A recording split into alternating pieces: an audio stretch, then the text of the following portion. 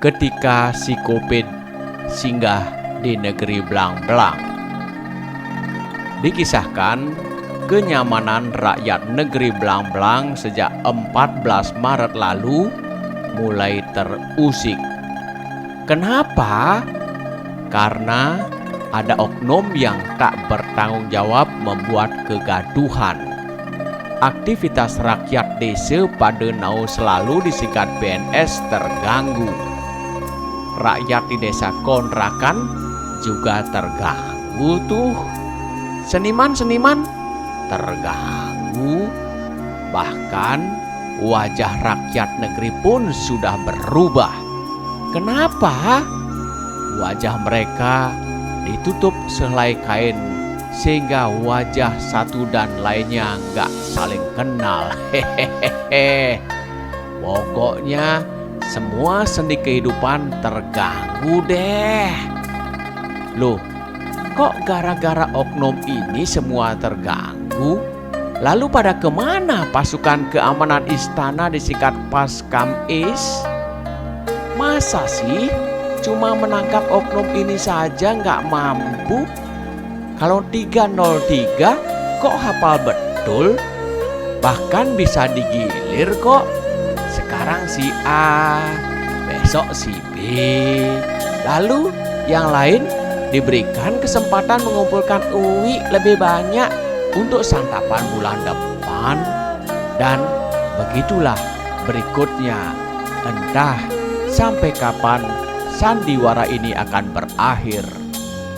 Lalu muncul alasan kenapa Paskamis gak mampu menangkap oknum yang mengganggu seluruh sendi kehidupan di negeri yang mulai terpti ini.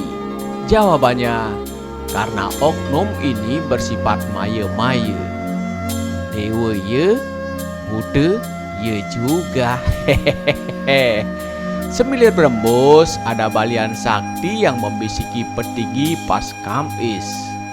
Konon balian neng-nengan itu di alam gaib pernah berbincang dengan oknum yang mengaku bernama si Kopit. Semilir berembus, sejak lahir si Kopit adalah sang penyelamat yang memiliki sifat dewa. Namun karena suatu ketika kepepet cicilan, maka ia dikendalikan oleh seseorang. Sejak itu, si Kopit berubah sikap dari sikap dewa menjadi sikap Buddha. Kepada balian neng-nengan itu, si Kopit yang punya sebutan lain kolornya pernah berterus terang bahwa pematinya adalah air dan tangan. Mendengar penjelasan balian neng-nengan itu, Paskamis buru-buru mengambil air. Ia pun memanggil semua pasukannya untuk bersama-sama menyemprot si Kopit. Hehehe. Berbagai peralatan dari alat berat hingga ringan dipersiapkan agar si Kopit cepat enyah dari negeri Blang-Blang. Pasukan berseragam dengan muka ditutup sebagian serta mobil gagah pun disiapkan penuh dengan obat yang diracik balian neng-nengan itu. Ribuan liter campuran disemprotkan ke jalanan. Melihat gerakan itu, si Kopit pun menari-nari dan berteriak.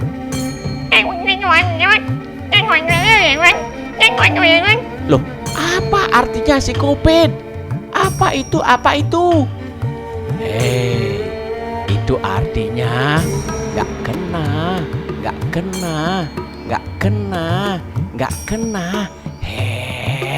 Gitu aja kok repot. Si Kopit pun berkata, wong aku menyelinap pada gagang pintu dan gagang-gagang lainnya, kok disemprot di aspal sih? Tapi Paskamis gak mau menyerah. Semprotan makin banyak ditumpahkan. Di satu sisi, rakyat berteriak meminta racikan obat ini. Rakyat gak perlu ribuan liter campuran racun. Mereka hanya butuh 5 kali semprot. Gak perlu prot. toh hasilnya lebih efektif kok. Yang dikhawatirkan oleh rakyat adalah dalam pembuatan laporan pertanggungjawaban, jangan sampai cerita tukang patus terulang kembali. Beli kunyit, LPG-nya kok beli kucit. Karuan saja harganya melambung tinggi. Kita tinggalkan Paskamis yuk dan melihat kondisi Covid yang menempel pada 4 rakyat negeri. Si Covid konon berjanji untuk meninggalkan para pasiennya pada hari ke-14. Dan benar saja bahwa setelah hari ke-14, ia pun langsung meloncat meninggalkan korbannya. Melihat kondisi ini, Suhuyase terpaksa mengakhiri semedinya. Namun, tak dinyana dan tak diduga, tiba-tiba muncul suara dari langit. Wahai rakyatku di negeri belang-belang, apa yang disampaikan Balian Neng-Nengan adalah benar adanya. Hanya saja kalian belum semua bisa mengupas makna tersebut. Air yang dimaksud adalah air sirih yang sudah direbus. Murah kan? Sedangkan tangan yang dimaksud adalah cuci tangan dengan baik dan benar. Loh, gitu aja kok repot sih? Jangan takut dan resah akan si Covid. Dia adalah dewa jika kita melakukan pola hidup bersih dan sehat. Tapi dia akan menjadi buta dan meresahkan jika kita tidak waspada, apalagi terus berkerumun.